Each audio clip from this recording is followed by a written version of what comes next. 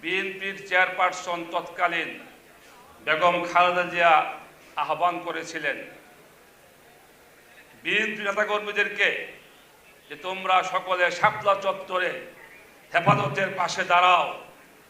সেদিন যদি বিএনপি নেতাকর্মীরা তাদের চেয়ারপারসনের আহ্বানে সাড়া দিয়ে শাপলা চত্বরে আসতো, তাহলে এই বাংলাদেশ সেই 2013 সালেই ফ্যাসিস্ট মুক্ত হয়ে যেত।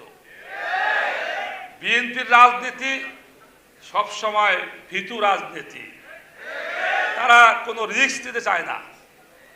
তারা অন্যের ঘাড়ে কাঁঠাল ভেঙে খাইতে খুব তারা আনন্দ পায়। ওদিন তারা জেনেছিল যদি রিস্ক নিত তাহলে কিন্তু দীর্ঘ এই এত বছর তারাও জেল জুলুম শিকার হইতো না, আর আমরাও শিকার হইতাম না।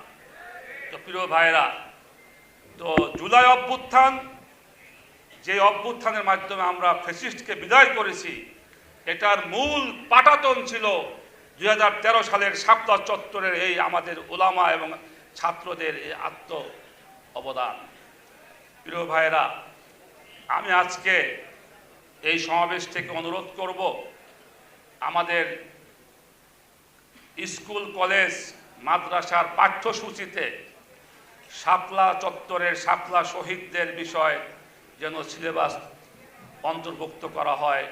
এটা আমার একটা আহ্বান থাকবে, যাতে যুগ যুগ ধরে আমাদের সন্তানরা আমাদের এই শহীদদের তাদের যে অবদানের কথা তারা জানতে পারে, বুঝতে পারে।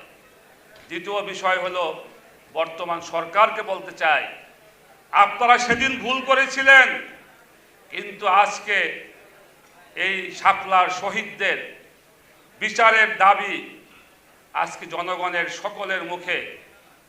এই দেশে যদি বিভিন্ন বড় বড় নেতাদের হত্যার বিচার হতে পারে, তাহলে অবশ্যই নবী প্রেমিক, রাসূল প্রেমিক, আলেম ওলামা এবং ছাত্রদের বিচার আমরা অবশ্যই পেতে পারি। তাই আমি সরকারকে অনুরোধ করব, অবিলম্বে শাপলার গণহত্যাকারীদের বিচার এদেশের জনগণ দেখতে চায়। আমি এই আহ্বান রেখে আমার বক্তব্য শেষ করছি। খুদা হাফেজ। বাংলাদেশ জিন্দাবাদ। শাপলা স্মৃতি সংসদ জিন্দাবাদ।